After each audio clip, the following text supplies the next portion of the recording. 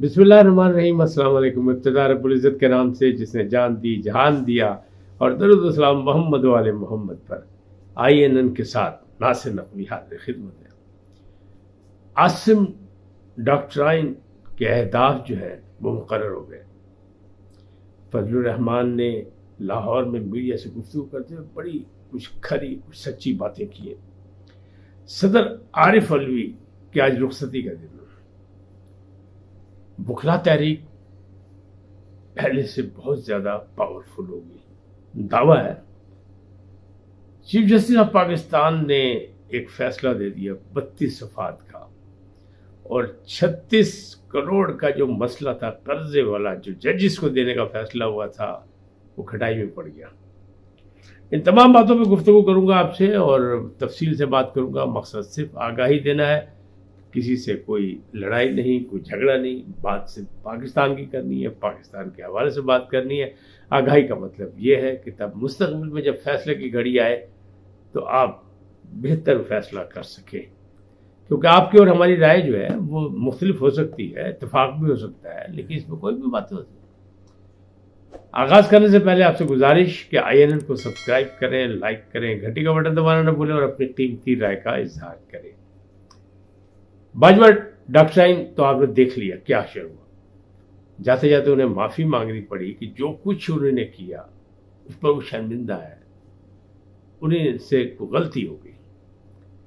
लेकिन मेरे जैसे और आप जैसे शायद यही चाहते हो कि बाजवा साहब अगर गलती को तस्लीम करना है तो स्क्रीन पाकर तस्लीम करें, कौम से माफी मांगे। लेकिन ऐसा ना कभी हुआ है, ना होगा। सिर्फ एक ही मर्द मुजाहिद था जिसको ये इम्तिहान देना पड़ा, वो था डॉक्टर अब्दुल कदीर खान, जिसे माफ़ी मांगी थी आगे। लेकिन ये बड़े लोग हैं, ये आसमानी मखलूक भी कहलाते हैं, और आपको पता पावरफुल अंपायर भी कहलाते हैं। तो वैसे तो उन्होंने बयानबाजी में कह दिया, मुख्तलिफ जर्नलिस्टों से बात करते हुए कह दी कि मुझे अफसोस है कि मैंने गलती की जो कुछ किया। लेकिन अब आसिम डॉक्ट्राइन की वक्त हुआ चाहता है। कोर कमांडर कॉन्फ्रेंस हुई, उसमें बहुत से फैसले हुए, अहदाफ मुकर्रर कर दिए गए, और एक फैसला तो है वो बड़ा सख्त है, और वो यही है कि जिसने कौमी अदारों को लड़ाने की कोशिश की, जिसने कौमी अदारों को भस्म करने की कोशिश की, अटैक किया यानी हसास अदारों पे, जिसने शहदा की बेहुरमती की, उनके लिए कोई माफ़ी नहीं। लेकिन दूसरी तरफ अहदाफ जो मुकर्रर हुआ वो यही हुआ कि मुआशी बहरान पहली मंजिल है, पहले इसका खात्मा होगा। इलेक्शन होता है, नहीं होता, कब होगा, कैसे होगा, वो इलेक्शन कमीशन का काम है और वो हुकूमत का काम है। अच्छा, इसी तरह जो निगरान हैं उनको भी पैगाम दे दिया गया कि आपने किस हदूद तक, कहाँ तक काम करना है। लिहाजा अहदाफ मुकर्रर हैं तो ये बातें हो रही हैं, और उसमें गुंजाइश कहाँ तक है वो बता दी गई। अहदाफ यही है कि ताजिरों के साथ ताउन किया जाएगा, सरमायाकारों के साथ ताउन किया जाएगा, मुआशी सूरत हाल को बेहतर किया जाएगा, और जितने माफियाज हैं, चाहे वो कब्जा ग्रुप हों ज़मीनों के, चाहे वो चीनी के माफियाज हों, चाहे वो अपना किसी और शोबे में हों, उन सब से आईनी हाथों से निपटा जाएगा, उन्हें छोड़ा नहीं जाएगा। इसलिए कि कौमी धारे में लोगों को लाने के लिए और मुआशी सूरत हाल की बेहतरी के लिए रोकड़ा चाहिए बाबा, रोकड़ा। पैसे चाहिए, पैसे। तो पैसे कहाँ से इकट्ठे होंगे? पैसे तो यहीं से इकट्ठे होंगे जो ब्लैक धन है उसे सामने लाया जाए। ये भी कहा जा रहा है कि कोई ऐसा मौका दे दिया जाए, आम माफ़ी का ऐलान कर दिया जाए कि जो ब्लैक मनी है, जो डॉलर लोगों ने छुपाए हुए हैं, वो ला के बैंकों में जमा करा दें, उनको कोई रियायत दे दी जाए। ये भी सोचा जा रहा है, लेकिन कहाँ तक होगी गुंजाइश, कहाँ नहीं होगी, यह भी इस पर कुछ नहीं कहा जा सकता। तमाम अहदाफ मुकर्रर, और आसिम साहब यही कहते हैं, सिपह सालार पाकिस्तान, वो कहते हैं ये हमारा काम नहीं। लेकिन अफसोसनाक बात यह है कि हमारे बड़ों ने गंद डाला तो गंद भी हमें उठाना पड़ेगा, और एक हद तक उठाएंगे हम, जहाँ तक उठा सकते हैं। दूसरी चीज़ एक और भी है, उनके गिरदोनवा से जो आवाज़ आ रही है वो यही आ रही है। ज़रा ये कह रहे हैं कि वो ये कहते हैं जनाब मेरे इस मनसब तक पहुँचने की जितनी रुकावटें खड़ी की गई थी, और किस मकसद के लिए खड़ी की गई थी, इसीलिए कि उन्हें पता था कि मैं सच की बात करूंगा, और मैं जहाँ जहाँ रहा हूँ और बड़े अहम जगह पे रहा हूँ, यानी IB में भी रहे और उसमें ISI में भी रहे, बड़े अहम मौक़ों पे रहे, तो कह रहे मुझे पता है تو اصل ان کا حکیم اور ڈاکٹر میں ہی ہوں، تو اس لیے مجھے روکا جا رہا تھا، لیکن اب میں نہیں رک سکا، میں پہنچ گیا، تو اب پھر میری ذمہ داری، جتنی دیر میں بیٹھا ہوں اتنی دیر تو کوشش کروں گا۔ ہم اور آپ تو صرف دعا کر سکتے ہیں کہ اللہ ثابت قدم رکھے، اپنے وعدوں پہ رہے، ورنہ ماضی میں بھی ایسا ہوا کہ بہت سے آئے، جنرل محمد ایوب خان سے لے کے جنرل پرویز مشرف تک، زبردستی کے جتنے بھی حکمران آئے انہوں نے کہ یہاں یہ، لیکن یہ یہاں حکمران نہیں ہیں، یہ کہتے ہیں میں سپہ سالار ہوں، خارجی اور داخلی دونوں سرحدوں کا میں ذمہ دار ہوں، اور میں کوشش کروں گا کہ ملک کے اندر بھی انتشار نہ پھیلے، اور بندوبست ایسا کیا جائے کہ معاشی صورتحال بہتر ہو جائے، اور تمام سے مل کے مشاورت سے کی جائے گی، تمام سیاستدانوں کو۔ پھر اب مسئلہ کیا ہوا؟ مسئلہ وہی ہوا کہ جادو کی چھڑی تو ہے نہیں، اللہ دین کا چراغ تو ہے نہیں کہ رگڑیں گے تو وہ ہو جائے گا، تو ڈنڈا چلے گا، پاجی ڈنڈا پی بگڑے تگڑے تھا، اور اس نے وہ دکھا بھی دیا کہ آپ کو دیکھا نا ڈالر ہلنے لگ گیا، روپیہ کوئی تھوڑا تگڑا ہونے لگ گیا، اور ڈالر ابھی اور نیچے آئے گا، پھر روپیہ اور تگڑا ہوگا۔ ہاؤسنگ اسکیموں کے بارے میں بھی وہ سوچ رہے ہیں کہ کس طرح ریئل اسٹیٹ سے کیسے معاہدے کرنے، کیا ہونا ہے۔ تو انہوں نے، میں نے پہلے بھی بتایا تھا، پھر بتا رہا ہوں کہ انہوں نے یہ کہا ہے کہ جناب یہ جو 2 نمبر لوگ ہیں نا ریئل اسٹیٹ میں شامل، ان کا قلمہ کیا جائے، یعنی مافیاز کو یہاں سے بھی ختم کیا جائے، یہ لوگ صحیح طریقے سے کاروبار نہیں کر رہے ہیں، لوگوں کو نقصان پہنچا رہے ہیں، اور پوری انڈسٹری کو نقصان پہنچا رہے ہیں۔ ماضی میں عمران خان صاحب نے بہت سی رعایت دی تھی تو وہ خوش تھے اس دور میں، لیکن اس وقت جو ہے تمام شعبہ جات چونکہ تنزلی کا شکار ہے، تو وہ ہاؤسنگ بھی بڑے نقصان میں جا رہا ہے۔ ہمارے ایک دوست ہیں سہیل چودھری صاحب، وہ بہت پریشان ہیں، اور میں ان کو حوصلہ یہ دیتا ہوں کہ صبر کریں، بحران آتے ہی جانے کے لیے، لیکن آپ صبر کریں، حوصلہ رکھیں۔ بہرحال تسلی میں دیتا ہوں کہ یہ طفل تسلی نہیں ہے، یہ حقیقی تسلی ہے۔ یہ کیسے تسلی ہے کہ انتظامات کیے جا رہے ہیں، ریئل اسٹیٹ میں بھی کیے جا رہے ہیں، درآمدات اور برآمدات کے حوالے سے بھی کیے جا رہے ہیں، اور پھر ٹیکس کے حوالے سے کیے جا رہے ہیں کہ ٹیکس جو لوگ نہیں دیتے ان کا بھی پکڑا جائے گا، بجلی چوروں کو بھی پکڑا جا رہا ہے، سارا کچھ ہو رہا ہے، کارروائی شروع ہوگی۔ اب اس میں تیزی کتنی آئے گی اور کہاں تک ہوگی اور کتنے دنوں میں یہ اہداف کیا ہے، یہ کور کمانڈر کانفرنس میں فیصلہ ہو، اس کی تفصیلات آپ کے سامنے آ جائے گی۔ میں بار بار یہ کہ فلانے نے یہ کہا، فلانے یہ کہا، فلاں، میں اس قسم کی بات نہیں کرتا، میں تو صرف آگاہی دیتا ہوں کہ یہ ہو رہا ہے۔ بہرحال ہماری دعا ہے کہ سارا کچھ ہو جائے۔ اچھا، عارف علوی صاحب کا آج آخری دن ہے ایوان صدر میں، آئینی طور پر، یعنی آئینی طور پر ان کی مدت ختم، آج ان کا آخری دن ہے، لیکن ان کی رخصتی کا وقت ہے۔ لیکن یہ بالکل ویسے جو اکا دکا واقعہ نہیں ہوتا کہ کڑی دی رخصتی کا ٹائم آتا، کڑی کہتی میں نہیں جانا کھیڑیاں دے نال، تو پاجی یہاں بھی یہی مسئلہ ہے۔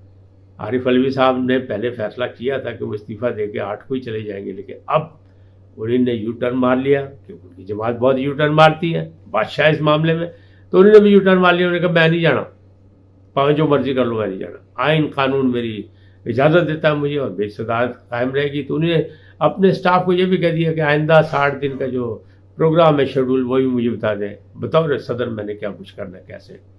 اس کا کیا مطلب؟ اس کا مطلب جانے کا ارادہ نہیں۔ وجہ کیا؟ وجہ یہی کہ چوتھے فلور پہ جو ہوا تھا نا، جہاں روکا گیا تھا کہ آپ نے الیکشن کا اعلان نہیں کرنا، تو وہاں تو رک گیا، وہ تو سمجھ آ گئی ان کو بات، لیکن باقی معاملات بھی ان کو سمجھ آ گیا، کیونکہ انہوں نے وکلا سے بھی، اپنے دوستوں سے بھی، احباب سے بھی بلا کے مشورے کیے، تو انہوں نے کہا بھائی باہر نکلو گے جسے ایوان صدر تو وہی کام ہونا ہے جسے عدالت تو نکلتے ہیں، پرویز الہی صاحب تو پڑے جاتے ہیں، اسی طرح تھی پڑے جانا، مقدمات بہت سے آپ پہ بھی ہیں، لیکن آپ کو استثناء حاصل ہے بطور صدر، تو جتنی دیر بیٹھ سکتے ہو اتنی دیر بیٹھے، حالات بدل جائیں گے، اللہ خیر کرے گا۔ تو اس حوالے سے انہوں نے بیٹھنے کا فیصلہ کر لیا کہ وہ استعفیٰ نہیں دے گا۔ اس کا 2 ہی طریقے ہیں۔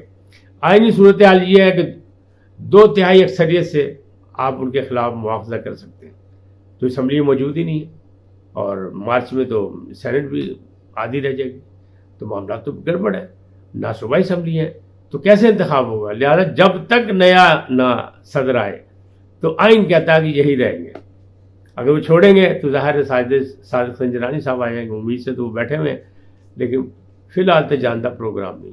اب کیا ہوگا؟ جس طرح پرویز الہی کو لاہور سے ڈولی ڈنڈا کر کے اٹھایا گیا تھا، کیا اس سے اٹھایا جائے گا؟ نہیں، ایسا چانس ہے، تاریخ میں موجود ہے کہ رفیق تارڑ صاحب کو پرویز مشرف نے زبردستی گھر بھیجا تھا، انہوں نے کہا استعفیٰ دو، دباؤ تھا، انہوں نے کہا نہیں جی بھائی میں تو نہیں استعفیٰ دینا، لاہوریا تھا، اڑ گیا، کاٹ میں بھی ٹھیک تھے، سابق جج بھی تھے ماشاءاللہ، تو انہوں نے کہا نہیں میں نے استعفیٰ نہیں دینا، بغیر استعفیٰ دیے گھر چلے گئے، تو نہ ان کا استعفیٰ لیا گیا، نہ استعفیٰ دیا، نہ ان کو سسپینڈ کیا گیا، نہ کچھ کیا، اور وہ گھر چلے گئے۔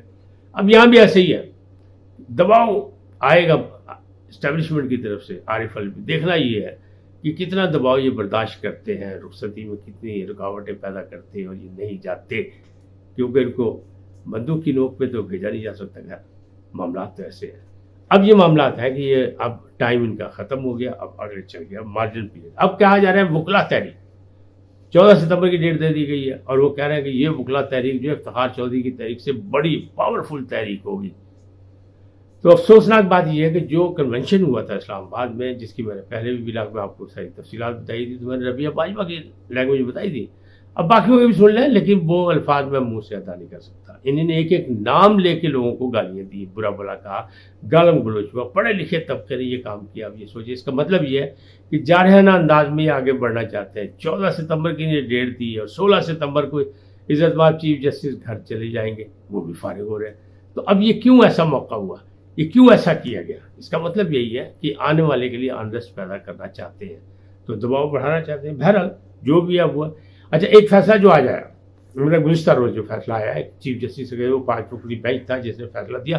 وہ جو کمیشن تھا نا آڈیو ویڈیو لیکس کے حوالے سے، جس کو روک دیا تھا کام کرنے سے، جس کو قاضی فائز عیسیٰ کر رہے تھے، جس کو ہیڈ، اس کو روک دیا گیا تھا کام کرنے سے. تو معاملات تھے، کیونکہ آپ پہ اعتراض ہے کہ جناب چیف جسٹس صاحب آپ بھی اس میں موجود تھے، تو آپ نے کیا کیا. تو انہوں نے جو ایک فیصلہ اپنا جو کیا، اس میں یہ تھا کہ انہوں نے ساسو ماں کا فیصلہ، وہ آڈیو ویڈیو میں وہ بھی آتی ہے نا، ساسو ماں آتی ہیں، رافعہ طارق آتی ہیں، اپنا ثاقب نثار ان کے صاحبزادے آتے ہیں، پرویز الہی آتے ہیں، کچھ ججز آتے ہیں، بہت لوگ آتے ہیں. تو انہوں نے اس کو روک دیا. انہوں نے کہا جی یہ تو ڈائریکٹ ججز پر حملہ ہے، عدلیہ کی توہین ہے، لہٰذا ہم نہیں مانتے اس بات کو. بھائی غلط بالکل صحیح ہے، ایسا تو نہیں ہونا چاہیے. اگر ججوں پہ اعتراض ہونے لگ جائے تو پھر فیصلہ کہاں سے آئے گا؟ لیکن جناب آپ کی ناک کے نیچے اسلام آباد ہائی کورٹ میں عامر فاروق صاحب بیٹھے، ان پر عدم اعتماد کیا گیا اور بار بار ان کی بے عزتی کی گئی. پھر جو دوسرے ججز تھے، دلاور، ہمایوں دلاور، ان کے ساتھ جو سلوک کیا گیا وہ نہیں تھی، وہ توہین عدالت نہیں تھی، وہ ججز کی توہین نہیں تھی. یہ جو عامر فاروق سے بالکل عدم اعتماد کیا کہ نہیں جی ہم نہیں سناتے آپ کو. حالانکہ آئین و قانون اس بات کی اجازت ہے، چھوٹی سی چھوٹی عدالت میں اگر سائل یہ کہتا ہے کہ مجھے آپ پہ اعتبار نہیں، مجھے بدل دیں، آپ عدالت جانے دیں، تو چھوڑ دیتے ہیں. وہ کہتے ہیں ٹھیک ہے، جب عدم اعتماد میرے پہ ہو گئے چھوڑتے، لیکن آپ چھوڑنے کو تیار نہیں، اس لیے کہ ساسو ماں کا فیصلہ کرنا. تو اب یہ فیصلہ آ گیا تو کیا ہوگا؟ فیصلے آخری دنوں میں کر رہے ہیں. ایک طرف تو یہ ہے کہ پی ٹی آئی کو آپ اوبلائز کرنا چاہتے ہیں، آپ سہولت کاری کرنا چاہتے ہیں، یا ان کے حمایتی ہیں، یا آپ ہمدرد ہیں، یا ساسو ماں کی بات سن رہے ہیں، یا کسی اور کی بات سن رہے ہیں. چلے ٹھیک ہے، کوئی عشق ہو ہی جاتا ہے، ہو جانا چاہیے، اور بڑھاپے کا عشق تو بڑا خطرناک ہوتا ہے. لیکن بہرحال، لیکن کیا اس پر اپیلیں نہیں ہوں گی؟ 1 ماہ کے بعد اپیل ہونی ہے. تو اگر آپ پہلے بھی فیصلہ کر لیتے اور پہلے فیصلہ کر لیتے تو 1 ماہ کا عرصہ آپ کے دور میں آیا تھا، اپیل بھی پھر آپ کے پاس آتی. اب تو اپیل آئے گی پھر قاضی فائز عیسیٰ کے پاس، پھر کیا ہوگا؟ تو آپ بھی مثلا لفڑ پا کے جانا چاہتے ہو. جیسے صدر صاحب کو اگر زیادہ تنگ کیا گیا تو صدر صاحب نے بھی ایسے مسائل کھڑے کر دینے کہ جناب مسئلہ پھر جائے گا سپریم کورٹ، اور پھر جناب لمحے پہ جان گیا، شامہ ہو جان گیا. آخری بات کہ وہ جو 36 کروڑ دینے کا فیصلہ کیا تھا ہائی کورٹ کے ججز کو، 11 ججز کو، جو معاف کیجیے گا، جو 11 ججز کو دیا گیا تھا اور کہا گیا تھا کہ جناب آپ نے 11 سال میں پورے دینے، اور یہ آپ کے ویجز کے مطابق کر کے آپ کو دیا جائے گا اور بلا سود ہوگا. اس پر رٹ ہو گئی ہائی کورٹ سے، جناب مسئلہ پہ گیا کھٹائی دے وچ. وہ بھی اتنی آسانی سے ملے گا. یہ کون آسمانی مخلوق ہے، ان کو کس لیے پیسے دینے؟ کروڑوں روپیہ ان کو گھر بنانے کے لیے. کون سا کروڑ مطلب گھر بنانا ہے انہیں 3-3 4-4 کروڑ سے محل بنانے.